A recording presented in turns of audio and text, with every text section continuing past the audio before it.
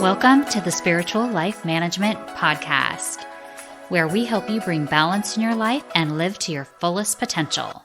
With your host, Gretchen Smith. I'm very excited to welcome our special guest for today's episode, Ros McMaster.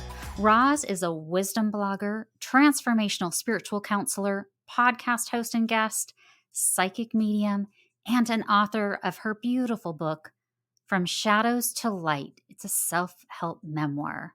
She shares her journey to find emotional and spiritual peace through betrayal, grief, and loss.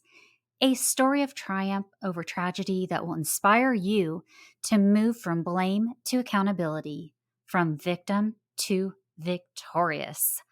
Welcome, Roz. Thank you for having me, Gretchen. It's so wonderful to be here. It is so wonderful to have you on the show, and I am so moved and inspired by your personal story, your personal journey, and I want to thank you for your precious time today and the vulnerability to share your story with us. You're welcome. And it's funny when you speak of that, I'm actually excited about my story. I think probably because of the healing that I've done, the extensive healing I've done and my spiritual beliefs. When I talk about all the adversity I experienced, I get so excited about it because adversity is an opportunity for us to grow and to become the best versions of ourselves and to experience this kind of joy as long as you make the choice and you have the desire to learn from the past. I completely agree with you. I think if any of us have a difficult story or a difficult journey, it's almost our duty to share that, to inspire others, to give them something to move forward towards, and to just pave the way, if you will. So that's really why I'm so excited to have you here, too. So, would you mind giving the listeners just a bit of a backstory about your journey so they have a little bit of an idea what we're talking about here? Okay, well, my journey, I guess it started, well, when I was born. I'm, I'm 60 now, so we've got 60 years of life experiences, which are all important because, your childhood experience is what shapes the adult that you become and the choices you end up making as an adult and what you attract to yourself. But I left home when I was 16. I had a wonderful life of traveling internationally and working overseas, and ended up in lower management jobs. And I didn't meet and marry until I was 27. And I thought I had married the man of my dreams, as we often do, but I ended up for 30 years married to a man who had a terrible fear of intimacy, a deep rooted fear of intimacy, and which holds a lot of characteristics of a narcissistic personality. He wasn't violent, but he was emotionally quite abusive. So 30 years later, I received a text message from him to say he wasn't in love with me anymore. So that's okay. A lot of marriages fall out of the in love stage and then they move into a different phase of their life. But when he sent me the text message, it made me realize finally that my life was never going to change and that he was never going to change. And Mhm. so I made the decision to walk away from the marriage. I finally had enough courage to believe that I was worthy of something better and that I deserved something better. A year after we separated, I was diagnosed with stage 4 bowel cancer, and the prognosis was 2 to 3 years. But there was something about being given that prognosis. I just knew it wasn't my time. Do you remember the movie Angels with Meg Ryan and Nicolas Cage? Yes. Yeah, so Meg Ryan was playing a surgeon, and I remember she was asked at one stage, why she works so hard to save lives. And she said, we work hard to save lives, but sometimes I wonder, we fight hard to save a life, but sometimes I wonder who we're fighting with. So I just knew that. there was a bigger plan for me. Spiritually, I believe that our destinies are already set for us before we incarnate into this world, and we don't spend 1 minute longer here than what we are meant to. So I just knew it wasn't my time. But I went through the surgery, I went through chemo, had 6 months of chemo. Then in 2017, just as soon as chemo finished, I spent a month in India at an Ayurvedic detox hospital to detox from the chemotherapy. Right. When I came back, a couple of months after I returned from India, my husband, ex-husband, we were still only separated. He phoned me to say he'd just had a scan and it looked like he had lung cancer. So by the time that was fully diagnosed, he did have cancer. It was already well advanced, and he passed away 5 weeks after his diagnosis. Oh my goodness. Yeah, so I nursed him, stayed with him by his side for that whole 5 weeks and the 2 weeks that he was in hospital until the time that he passed. And then my cancer returned. I tried to sort of keep stress out of my life because I believe stress is very much, a part of disease. And I also believe that the reason I had developed the bowel cancer was because of 30 years of holding on to anger, toxic anger. And, Right. it's not for everybody. I don't want, listeners writing into you saying, oh, I didn't cause my own cancer. Everybody is different. Your journey is different. But I believe that's what created my cancer.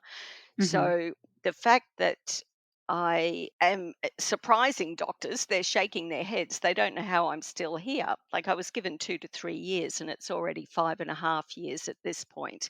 Wow. So the doctors are saying, well, we don't know what's going on. And secretly, I'm thinking, well, I know what's going on.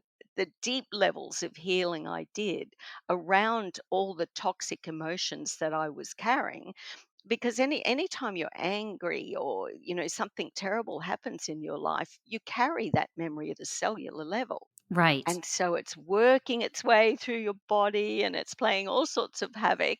So when you heal, and when you heal deeply, you're healing yourself at a cellular level. So yeah, so that was my journey. But I believe that adversity is an opportunity for us to grow and learn something about ourselves and develop uh, as a person, and to step fully in to the empowered person we're meant to be. So even though along the way, each one of those challenges I faced, they had their own set of emotions attached to it. But when I allowed myself to experience whatever emotion I was feeling, then I got that out of the way and I stood back and I went, right, what am I going to learn from this now? How can I make this a positive in my life?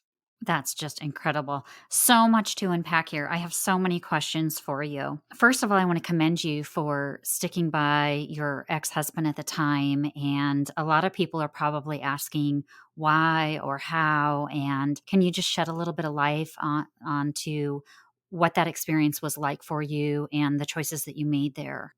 Caring for him after he was diagnosed? Yes. Yeah, I think, as I said earlier, it was important to understand that I didn't leave my marriage because I hated him. I Hmm. left because I finally realized that I deserved more. And I had the courage to believe that I was worthy of something better.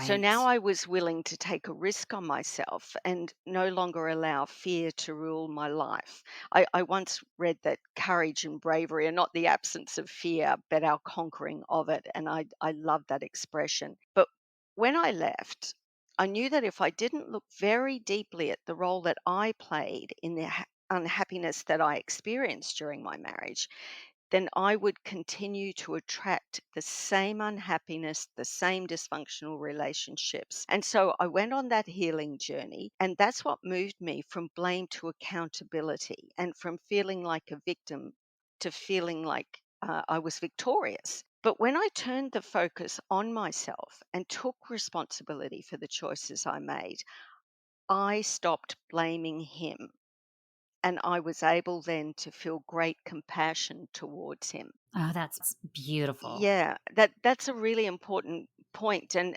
that's, the whole issue with forgiveness. I still had a great deal of forgiveness to do, but Mhm. taking accountability for the role I played went a long way towards that forgiveness. And I think that's the thing that needs to be clarified about forgiveness too. Sometimes, we might be saying, "Oh, I can't forgive them until they say sorry." Well, no amount of someone saying sorry is going to help you forgive them. Sorry Right. validates the experience you had with that person. Hearing sorry says, I understand the hurt mattered. The hurt mattered. What they did mattered. So it validates your experience. But the experience you had left a mark on you, and you're the one that has to heal whatever was done, whatever damage was left. So, say part of my husband's fear of intimacy led him to a sexual addiction. So he would hire, rent hotel rooms and hire high priced call girls. Mhm. So, that really damaged my sense of self as a woman. I had issues about how I looked. I was actually, quite well, still am. I won't say I was. In my own mind, I had a good figure. I was fit and healthy. I always looked after myself. I was blonde and tanned and all those things that, I thought were important, Right. but it did damage to who I believed I was as a woman. And then there was all the issues of me feeling neglected all the time, and I lost myself during that 30 years because I was always trying to make him happy. So I kept changing myself to find the right ingredient that would make him happy and make him love me more. So even if he'd said sorry, I still would have had all those issues that I'd created over 30 years. I still had to heal that Right. so that I didn't take that me out into the world again and keep creating the drama. Is that making Yes. sense? It makes so much sense. And this happens in so many lives. And it's just, I'm sure there's so many people out there right now that are listening that can resonate with the situation. I know I can. So I'm curious, what took place when you went on your healing journey that really helped you recognize and turn the blame to something more forgiving? I guess it helps that I had the counseling background. So, for the purpose of my book, I analyzed his background too so that I could understand where he came from. Because his behavior, it wasn't really about me. It affected me, but it wasn't about me. His Right. behavior was driven by the pain that he was in and the childhood that he'd had. He spent some time in an orphanage when he was young because his mother had tuberculosis and his father had to work really hard and couldn't take care of the five young children who hadn't even started school yet. So he spent nearly 2 years in a Red Cross shelter. Red Cross is an orphanage over here. Right.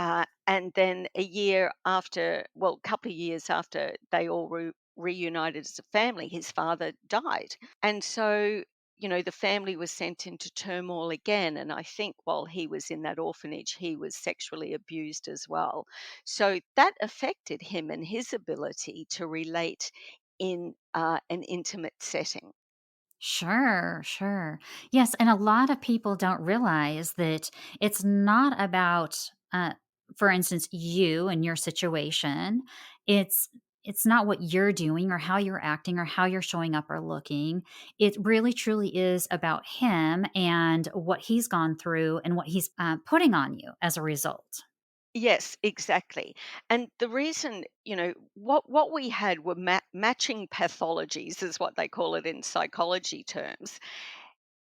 No one can hurt you unless you already believe that about yourself. And that's the wonderful thing about relationships is whatever insecurities you're carrying from your past, your partner will trigger that and show you the parts of yourself that need healing. So, That's so true. yeah, even though I felt like, he was emotionally unavailable, I already had a fear of abandonment that came from my childhood. Even though Mhm. I felt like, we had a marriage where I couldn't speak my truth, I couldn't speak up. If I complained about anything, in some way, I would be punished for complaining. So I learnt to shut up. I learnt to um, don't speak my truth, don't rock the boat, and that was very difficult for me, not being able to speak my truth. But when I analyzed it, when I went back to do all the healing, that already started in me from childhood because I had a mother, as loving and wonderful as she was, she didn't like being challenged in any way. So if you said something that upset my mother, it would make her angry. So I was a very sensitive, quiet child. And I didn't like when anger came at me. So as a child, I was already setting in motion that belief that it wasn't safe to speak up, it wasn't safe to speak my truth. And that came from schooling as well. I went to a Catholic school, and I remember during religious instructions one day, I said to the teacher, "Well, if God created everything, who created God?" I had this image in my head that it was an actual physical being sitting up there on top of the Right, clouds. So, right. so I wanted to know. Well, teachers could physically hit children back in those days. I don't know how old you are, if you bypassed that era, but for asking that question, she punched me in the back of the head. So Oh my goodness. yeah, so again, I learned to not speak my truth. It wasn't safe to speak my truth. So when that happened in my marriage, I was angry that he made me feel that way, but that already existed within me. So coming to an understanding that he was just showing me the unhealed parts of myself that also moved towards me moving out of blame and taking accountability. So when I went right back and, discovered all these things about myself, then I had a starting point for letting go of that old conditioning. That Right. voice in my head that was always telling me I wasn't good enough, becoming the internal parent. And once again, when we're talking about blame to accountability, when I went back to see where it all started in my childhood, it wasn't about then blaming my parents, because Mhm. parents don't come with a golden star. They're humans. They're making mistakes just as we've made with our children. Right. They're bringing their wounds from their childhood. They're raising you according to the norms of society at that moment, their religious and cultural beliefs. There's all sorts of reasons why parents parent the way they do. And, again, I'm not talking about someone who's been, really physically and sexually abused. There's some, just terrible abuse that's going on there. But whether your abuse is very severe or very mild, it still leaves the same impact on all of us and the same healing that needs to be done. It just might be deeper levels of healing that you need to do around something that's happened in your past. But literally, the healing for me was about going back into childhood, looking at all the triggers and things that I'd felt during my marriage and understanding their origins and literally moving out of that blame. But I did a lot of journal writing. I already had a practice of gratitude, which held me in good stead right across my life, no matter what Right. happens.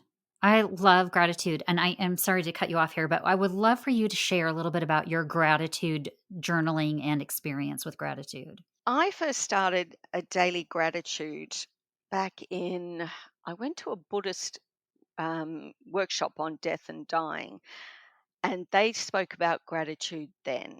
And I'd Mhm. already started it before that, actually. So we're going back to around 2006. I remember one year at the start of the year, I like to, set my intentions for the year. And I just felt really inspired to write letters of gratitude. So handwritten, on foolscap paper. There's something, just beautiful about writing a handwritten letter and mailing a handwritten letter. Can you imagine the days when you receive something that's handwritten? I So know. so I wrote 20 letters to family, to in-laws, to colleagues, expressing, love, gratitude, forgiveness, sorry if I needed to say sorry, but I thanked people for the role that they'd played in my life, for believing in me sometimes when I hadn't believed in myself. They weren't generic. I made it very personal to each person I'd written to.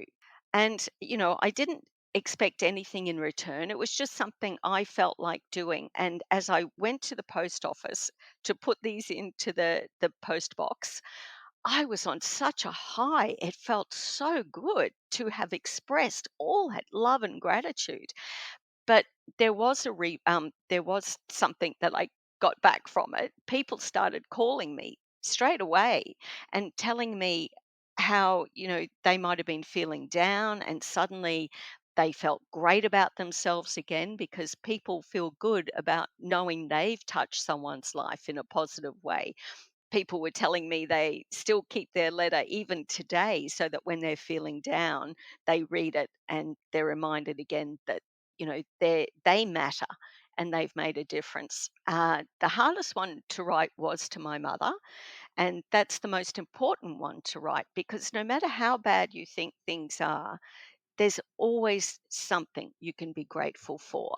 And, I left home at 16, which was, very devastating for a parent, but, Mhm. I had things I needed to achieve and I went off and achieved them. So I wrote that letter and, I just really thanked her for keeping the door open unconditionally so that I would find my way back home and know that she was waiting there with open arms. So that was my gratitude letters. And then a couple of years later, I put up a Facebook post that I was going to start a gratitude jar. And my daughter rang me and she said, "Mum, I've got a gift for you. I'm coming over." So she came over and she said, "I read your post and I've bought you this jar to start your gratitude jar." And it was a beautiful jar with this lovely shimmering purple lid on it, but it was the size of a jam jar. It was Uh-huh. really tiny. And I said to her, "Oh, that's really lovely. Thank you so much." I was so grateful that, she'd done something so thoughtful. I said, "But I've bought you a jar so you can start the journey as well." And I had a jar that was the size of a laundry hamper. It was absolutely enormous. And she cried. She said, "Mum, I couldn't fill that little jar. How am I going to fill the big one?" And that's the issue with gratitude too. People think, what have I got to be grateful for? How can I be grateful? But it's not always about feeling grateful for something that you're getting. It's Yes. gratitude for everything around you in life.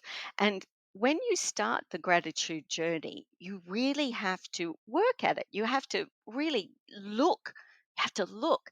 So on a rainy day, I wouldn't just say, "Oh, I love it when it's raining because I enjoy hearing the sound of the rain." I took it a step further. I enjoy the rain because it stops me from going out when I really need to spend time sitting and getting grounded. So, not Nice. just what I'm grateful for, but why I'm grateful for it, because that adds that extra dimension. I went out, my son had a job parking golf buggies at the local golf club. And one day it was pouring with rain. He said, "Mum, can you come and help me do it, please?" There was hundreds of golf buggies and he wanted to get it done. So we went and we got drenched and we laughed and laughed and laughed. So instead of being annoyed that, he asked me to help and I got really wet, I was so grateful to have that opportunity to spend a moment with my son where we laughed together. And laughing and getting wet, it took me back to childhood where you did things like that with just Right. such Yeah. abandon. So, I'm grateful for when I go for a walk because I purposely set about looking for things to be grateful for. Suddenly, my mind had become so sharp and my heart had become so open. I saw beauty all around me that I hadn't noticed before because we walk around so unconsciously with our head down and we're in our phones and we're worrying about what's happening tomorrow and next year and next week. We're not present. So practicing gratitude makes you so present because you're consciously thinking, what can I be grateful for in this moment? And small things, big things, there's so much to be grateful for, and I swear it changes you at a cellular level. When I started practicing gratitude, when I got cancer, when I went Mhm. through chemo, when I separated from my husband and had to start looking for a house, I had, lots of fear initially around all those things, but my life felt so full. It literally felt full.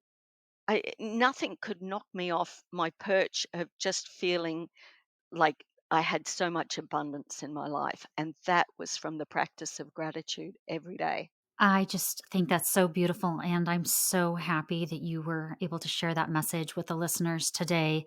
I know personally as well that gratitude has changed my life, and it's a big part of my life. If we can convey a message of just how important that is and turn around someone else's life, I mean, that would just be absolutely incredible.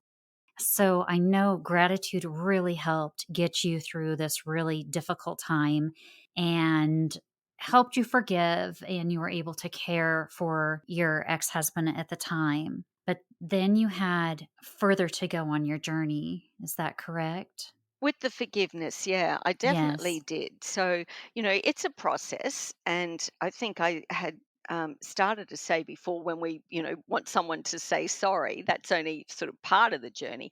Forgiveness really isn't about the other person. Forgiveness is a gift that you give to yourself. Forgiveness stops you from being held captive emotionally by what happened in the past and the wrong that you feel was done to you. So it's a gift that you give to yourself. And when I went on that healing journey and started taking responsibility for the role I'd played, forgiveness, in a sense, became, obsolete. I kind of, I've reached a point now in my life, probably because of the extra things I did, which I'll talk about now. It just became irrelevant. I just didn't need to forgive anymore.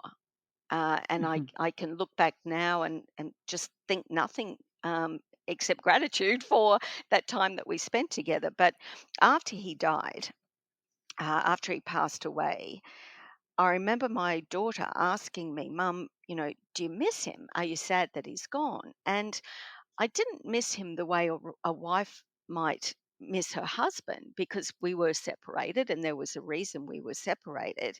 Right. But I thought of him as, or us as just two souls that took a significant journey together.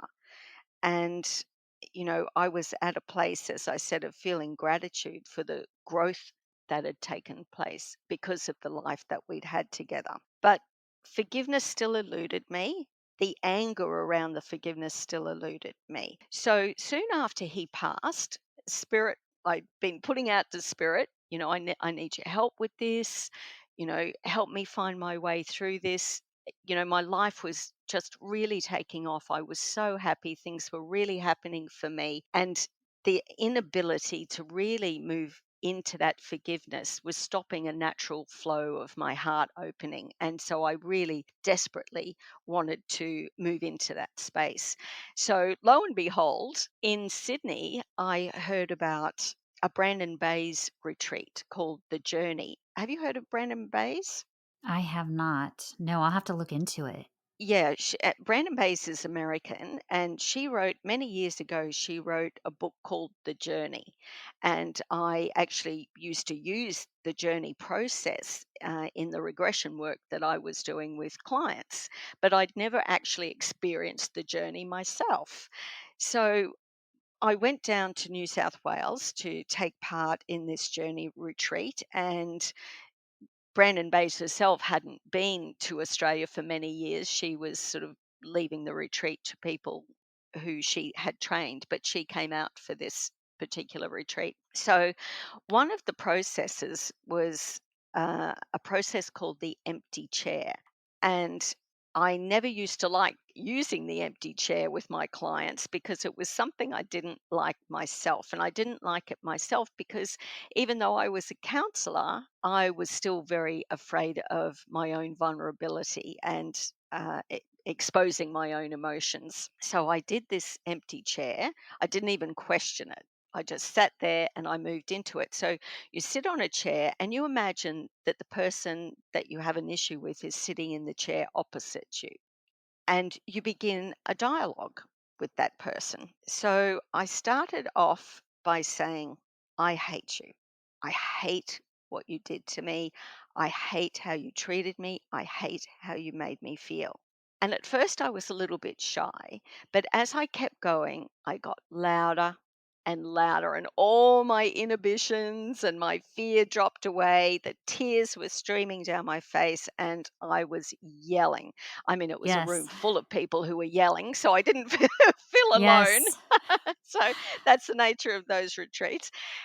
Roz, I have to say, I have actually been through an experience similar to this, Ah, except I was on a wire cable with someone right in front of me on a wild wire cable. We had to hold each other up and we had to basically do this exercise walking across it. And I don't think that I knew I had the power to scream as much as I was screaming. oh I my had some stuff to God. let go.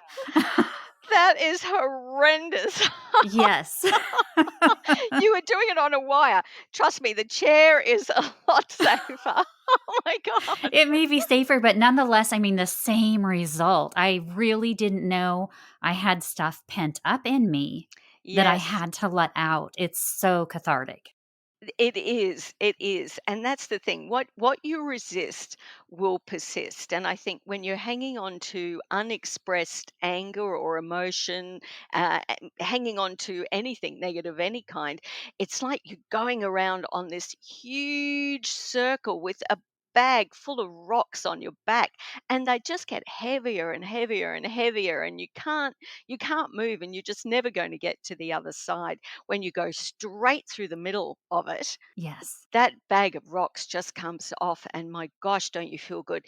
Now, even though I was expressing, I hate what you did to me, that sounds like blame. I understand that. There's a little bit of a, what's going on here? She said, don't blame other people.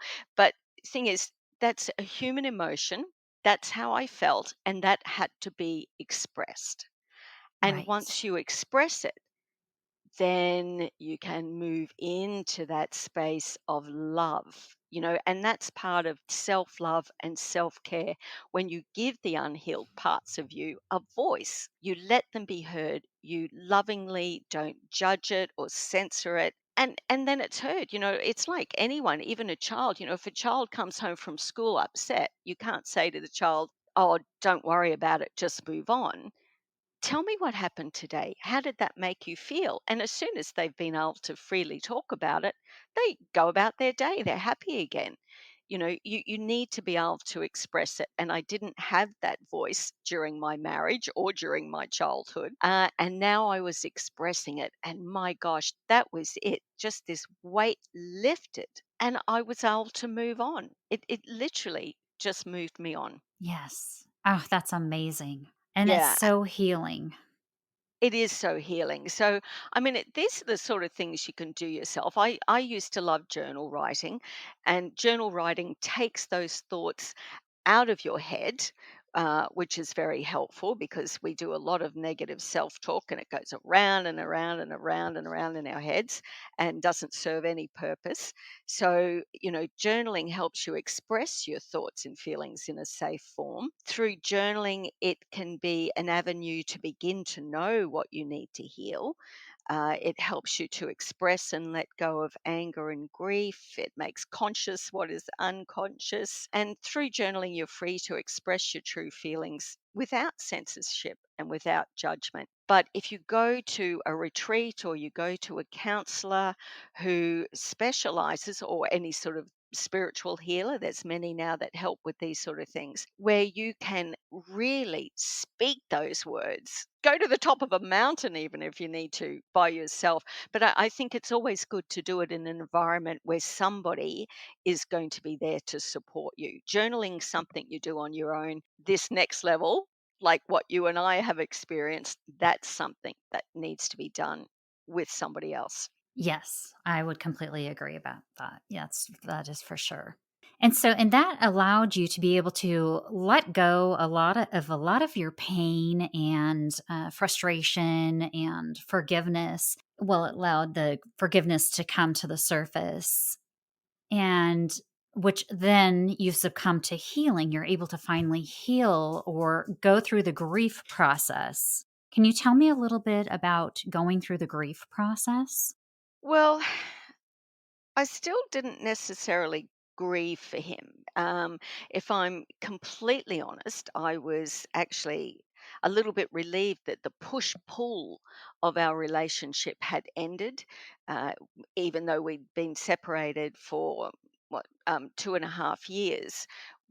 I still had a lot of contact with him, and we were still playing a lot of games with each other. So that had come to an end, and really sitting by his side and supporting him, it was a real lesson for me in unconditional love. There was nothing more he could give to me, nothing more I wanted from him, and I just sat there, lovingly. He was very afraid while he was in those final weeks. It was happening so fast. And he had an oxygen mask that he did not let go of the whole time he was there. And so when I would enter the hospital room in the morning, I would lift the mask and kiss him gently on the lips. And that grounded him and made him feel calm and brought him down. And I just felt so good within myself that I was able to give that love and support to him unconditionally without the want of anything in return. And the other thing is too, we had three children. They were between the ages of, I think, what were they then, 19 and 25, or around that age. So, still quite young to be Mhm. losing their father. And for whatever was happening in our marriage as a couple, we were a strong family unit, and he was a very good father. So I needed to be there for him, for my children, so that I could help them with their grief. And that was really important to me because, as I said earlier, my husband was 10 when his father passed away, and he never got to grieve his father. In those days, children weren't even allowed to go to funerals. So his father's had a heart attack. So one minute he's there, the next minute he's gone. There was five children. There wasn't time for grieving. Everybody just had to get on with it. So you couldn't even say his father's name without him emotionally just breaking down. It was so traumatic. And so we never talked about his father. And when Andrew passed, my children now were afraid that they were going to grieve the same way, and they were in fear of that. But that's never happened because I was able to be present for them and help them to grieve. So, as far as grieving, I think I did the grieving when our marriage broke down, because even though I made the choice to leave, what I grieved was the loss of my dreams and my hopes for the future. There's another saying that I love, which is, you have to let go of the life you thought you wanted in order to have the life you deserve. So Right. I had this fairy tale view my whole life of what this beautiful partnership would look like. And so I bent over backwards trying to make my life fit that. And I was in this constant battle because it was just never going to look like the fairy tale I'd created. So I had to grieve the fact that, I'd lost the fairy tale. and that I was going to be starting again. So I went through the grieving process then, the denial, the anger, the bargaining. And, that final stage that was added to the 5 stages of grief, which is finding meaning, that's also what I did. I found meaning. And, as far as grieving the loss of a loved one, finding meaning doesn't mean that, well, what was the purpose of them getting cancer? What was the purpose of them committing suicide? We're not finding meaning in why they passed. We're Right. Yes. we're finding meaning in spite of and because of their passing, the fact that you've lost them, whether it be through divorce, separation, or through someone passing. The grieving process is still the same. So I found meaning in his passing. Like I say, I focused instead on the blessings that he brought to my life, all the things that I'd learnt because of his passing. So, and because I have my spiritual beliefs to fall back on as well. I don't have a fear of death myself. I believe that he passed now because this is when he was meant to pass, and we were meant to take that journey together. And finding meaning, I've now written a book and am trying to help others to heal. And you don't have to have had the same experience as me, but what led you to make the choices you've made in your life that led to your unhappiness, that's the same for all of us. And the process for healing and dealing with that is the same for all of us. So that was fine. That was the meaning that I found in his passing. So, yeah, you have a choice. You have a choice.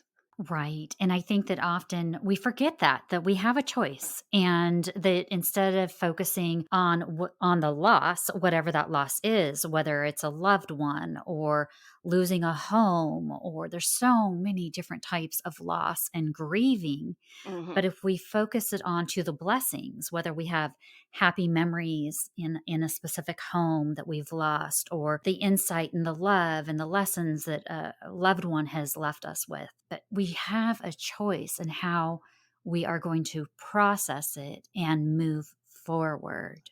Yes, absolutely. And that's the thing. That's the whole feeling like a victim. You're not realizing that you have a choice. It might not be a choice that you like or that you want to make always, but you do Right. have a choice. You simply do have a choice. But I think when we were talking earlier, if I can use my children as an example of the grieving process, Hmm. the three of them all dealt with their grief in very, very different ways. But what I tried to do was, right from the start, we created rituals around the grief. So we used to have a creek in our backyard, and my husband loved being around this creek. So when he passed, I got them all to write a letter of all the fond memories that they had, what they missed about him, how much they loved him. So they wrote a letter, and then we turned that paper into a boat. We made a paper boat. What Hmm. do they call that? Origami or whatever it Just is. And then we set the boats adrift in the creek. So that was a part of a grieving ritual that we did. We talk about him constantly. We haven't forgotten that he was part of our life. We still make him a part of our life. Oh, do you remember when dad did this? Wouldn't your dad have loved that? So he doesn't become this elephant in the room that we're all avoiding talking about. He's still very much a part of their lives because he exists in their heart and in their memories. But one of the things they miss the most that they'll never have back again is the sound of his voice. hmm. It's really you can't remember what they sound like, and we've got a lot of home movies that we love to watch, and we can hear him there, but it's such an odd feeling. You don't feel that emotional connection to the voice even when you're hearing it. Right. It's so hard to explain. But one thing my daughter found very helpful, the intensity of the grief will wane over time, but you will always feel it. You will always feel it. And she found it very helpful when she learnt that it will lessen over time, and knowing that she will always experience, because she thought that she had to keep working towards not feeling any grief at all, and there must be something wrong with her if she's still grieving. So when she found out that the grief will always be there, she was relieved and she could settle into starting to enjoy life again. So one of the things she found most difficult was she felt abandoned by her friends. Nobody seemed to be reaching out to offer her comfort. But I think it's important to remember, and this is even in, if you're grieving separation or divorce, unless someone has gone through that experience of loss themselves, they really don't understand what it's like. And if someone's life is very happy and lots of good things are happening to them, they're not going to be wanting to be around someone who's grieving, because they'll feel guilty about sharing the good things that are happening to them. So then they're going to avoid you as well. Or they might be a really supportive friend who starts saying, "Come on, you've got to start dating again. You've got to get out of bed in the morning. You've got to start enjoying yourself." They'll think they're doing the right thing by you, but you might not be ready yet, because there's no real time limit to how long each stage of the grieving process will take. And you'll just know when you're ready. You'll know when you're ready. And, those stages of grief, they don't come in a particular order. You might have every one of those emotions in one day. The anger and the bargaining and the denial, or you might be in anger for a couple of months and denial for a couple of months. So yeah, the grieving process, it's a big one. It's a It big is a one. But big one. I do recommend that people, again, if you feel like you've got no friends to talk to, that you do find support groups, because there's lots of support groups out there, and it'll make you feel less alone in your grief, because it is a very lonely experience. But I believe, keep the memory alive. Talk about your loved one often. Don't be afraid to talk about them and to talk about the good times. And when you hit rock bottom, when you at your worst in that stage of grief, that's when you make your choice. What do I want for my life now? What meaning do I want my life to have? That's when you That's right. choose. That's when you choose. Beautiful. So, as a psychic medium, have you had your husband come through? Not to And me personally. I've okay. had wonderful readings. I've got such an enormous array of medium friends from all over the world. So I've had some amazing readings from him, and he does come through and he does apologize now. Mhm. And I think, well, it's a bit late, but I It's remember, okay. I remember when he was dying, and the doctors came in to me and they said, "Was he a sportsman?" Because he was really hanging on. They were heavily sedating him, and he Uh-huh. wasn't giving in to going. And they said, "Is he a sportsman?" Because they often don't give in to dying, because they have control issues when they've played a lot of sport. And I said, "Well, actually, yes, he was a pro golfer and he did have control issues even outside of the sporting field." So I would sit by his bed and I would say, "Look, when you get to the other side, you're going to see your father, and you can play any golf course you want to play in the world, and the colors and the music, it's going to be beautiful. You have our blessing. It's okay to go now. We're going to be okay." And he was still hanging in there. And because he had a sex addiction, I sat then one day and I said, "Well, look, because you have this, love of other women. Some religions believe that there's virgins waiting for them on the other side. Maybe that appeals to you better." And he passed away the next day. So Oh my goodness. so I thought that was really funny. And I went to visit a friend of mine who is a psychic medium. And out of the blue, she said to me, "Andrew heard what you said and he didn't like it, but he understands." So I thought that was really funny. So, I mean, you can find the funny side, but he does come through. I remember there was one reader, a medium that we went to, and it was a group reading that I had with the children. I wanted them to experience the whole psychic medium experience Uh-huh. because even though I work that way, of course, they've never seen me work that way. So we were in this group meeting, and he came through as the father that they knew. So she had Oh, a set of golf clubs sitting next to her, and she said, "Oh, I don't know why I dragged these out of the garage. They belonged to my son, but I felt I needed to have these golf clubs here with me." It was just the most wonderful reading. And then I had a subsequent in reading with her just by myself, and he came through as the husband that he had been, which was very different to the wonderful, funny, loving father that he was.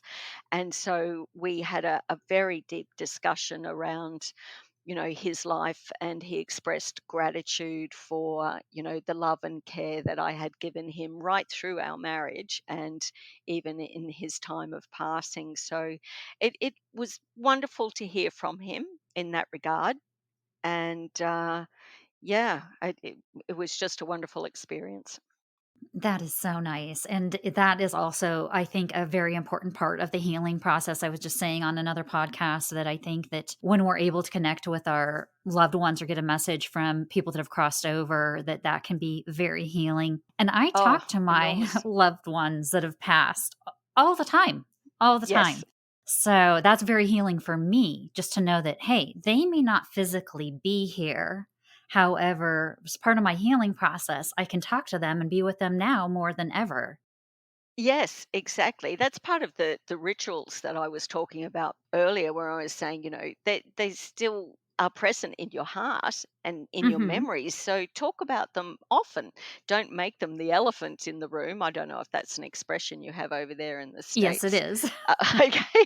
Yeah. Don't make them the elephant in the room. Just, yeah, I walk around talking to Andrew all the time as well, like, talking to them about what the kids are doing. And I know he'd be very pleased about where I've come in my journey, even though I thought while we were married, I had him up on a pedestal, but I think he actually was afraid of the strength that I had.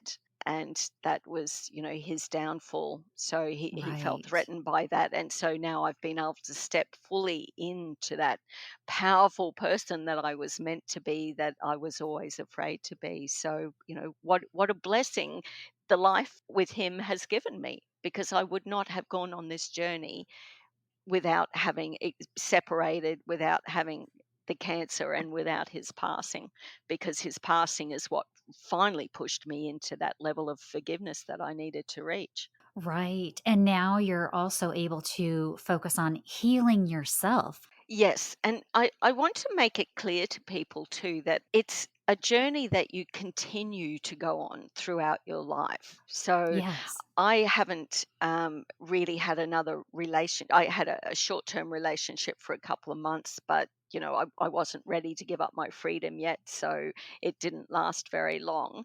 But relationships, we don't want to avoid relationships, because relationships are what trigger, as I started with in this talk, the unhealed parts of you. So you don't really know how much you've grown as a person until you're challenged again.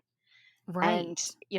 that doesn't mean you have to go out and be in a relationship, but I would recommend that you don't embark on a new love until you really, really know who you are, until you're really strong in your core, until you've established your values, you're strong enough in your self worth that you can set boundaries around unacceptable behavior, so that you don't go into another relationship with a chip on your shoulder, so that you're not always looking to be hurt again and Mhm. guarding yourself against it. Yeah, do the work and stay conscious. We have to stay conscious our entire life. Like I grew up in a family where there was a lot of codependence. So I became codependent in my marriage. And even though I've done all the healing and recognized that and believe I've stopped it, I can easily become codependent with my children and start wanting to rescue them from the bad choices that they might be making. So you have to remain conscious. A lot of people who follow a spiritual path, or any kind of path for that matter, they read all the self-help books and they go to workshops and they go to counseling and they say, I have done all this, therefore I am. But you're not. You have to be aware every minute of the day of your intention, your behavior. The minute you're feeling unhappy about something, it's because you're not aligning with your values, perhaps. Right. Yeah. So stay conscious always of your behavior, your thoughts, your actions, your intentions. Where are you coming from? Because you're never going to be able to change somebody else's behavior. You can only be responsible for yourself. Blame to accountability. And that was one of the important things I mentioned when I said I didn't leave my husband because I hated him. I left because I finally realized I deserved better and I wanted better. So anytime you're unhappy with someone in your life, your sister, your parent, your loved one, your work colleague, don't focus on wanting them to change or wanting them to do something differently. Bring the focus always back to yourself and make a choice. I want a better working relationship with the people around me, and this job isn't filling that need. So it's about you. It's about taking responsibility for the choices without relying on somebody else to change. Oh, I love that. That's a great, great message. Well, goodness, you have shared so much with us today. And I just want to thank you again for being so raw and so vulnerable and sharing a bit of your story. And I just want to remind the listeners that Roz has actually wrote a memoir with much more information in it. The book is called From Shadows to Light. It's a self-help memoir. And I think you'll find all kinds of wonderful, insightful information within this beautiful book. And Roz, where can people connect with you? Where can they reach out to you if they would like more information? I have a website with a lot of information. Oh, the links to where they can purchase the book. It's in ebook and hard copy. That's on there as well as all the blogs. I have a counselling service. Thanks to COVID, we're now adept at doing everything online. So I have a lot of clients all over the world. So you can find all the information on my website, and that's at rosmcmaster.com. It's ROSMCMASTER. Everything you need, you'll find on my website. Yes, it's beautiful. Lots of wonderful information on there in the blog area as well. So I urge the listeners to take a look. It's beautiful and inspiring. So thank you so much. Oh, thank you, Gretchen. I just love the opportunity to be able to inspire people and let people know there's hope. No matter what challenges you're facing, there is hope and there is a way through it to the other side, to happiness and stepping into your own power.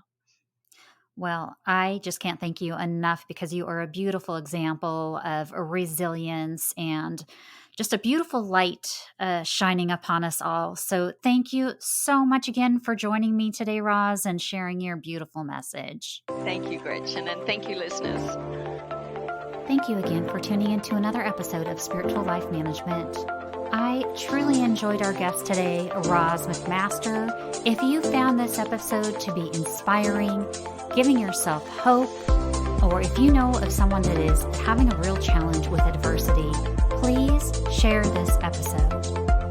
Additionally, if you would like more information on how to connect with Ros, I will be placing that in the show notes.